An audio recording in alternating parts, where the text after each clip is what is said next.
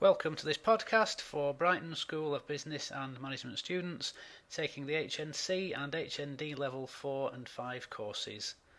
Before I go on to the questions, I just wanted to highlight a couple of points raised in the introduction that may not be too obvious from the wording of the questions. Although the term local environment is not used specifically in any of the questions, I think it's something that you need to consider because an organisation will have a whole set of issues and considerations to deal with relating specifically to their locality, in addition to the national and international issues. I'm thinking here of things like considerations to do with the workforce and other stakeholders who might be living and working in the vicinity of the business.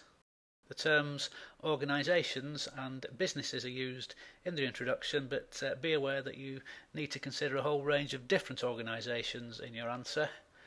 All the way through the 4 questions in the unit, keep in mind that there are the different purposes, aims and stakeholder groups that will be relevant to, for instance, public sector bodies, charities, not-for-profit organisations, and how these might differ from the factors that affect a commercial organisation.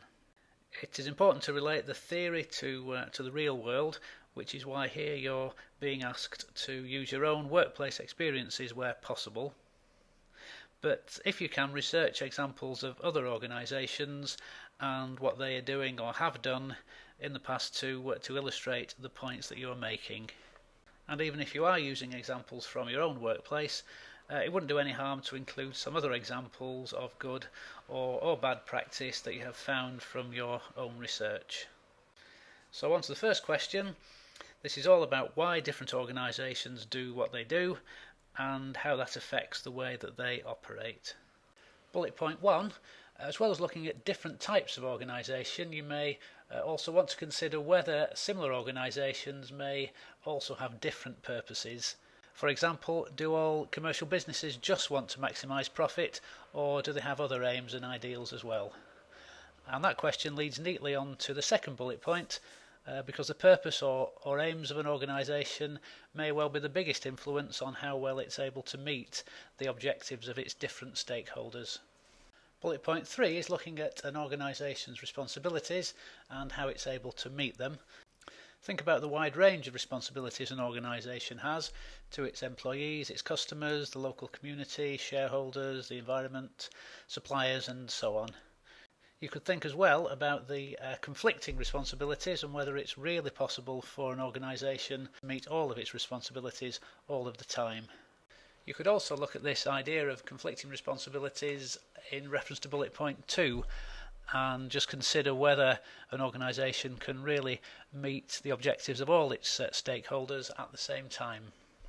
Finally, if you want an interesting take on why different organisations do what they do, log on to www.ted.com, that's TED.com, and type in Simon Sinek, How Great Leaders Inspire Action. Type that into the search box and it'll bring up a little webcast there that's well worth having a look at. On to section 2. Keep in mind this question is specifically about the national environment. You can look at some of the global issues when you get down to question 4. On bullet point 2, you're being asked to make an assessment here rather than just give a definition of what fiscal and monetary policy is. Bullet point 3 is quite specific. You're being asked to choose an organisation and then look at the effect competition policy and other regulation is having on its activities. Keep in mind there may be voluntary as well as compulsory regulation to consider here. Section 3, you'll need plenty of examples for bullet point 2 to illustrate the different ways organisations respond to market forces.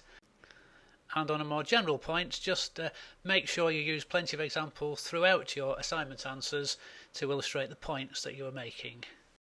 Bullet point 3 is asking you to base your answer on just one organisation, which could be drawn from your own work experience, or it could be an organisation that you have identified through your own desk research. And finally on to section 4, where you have the chance to talk about some of the global factors that can affect businesses. It might help when answering this question to think first of all about how these factors affect UK businesses operating within the UK, and then to have a look at how they affect UK businesses which are trading internationally. Although this is just a suggestion, and you may prefer to structure your answer in a different way.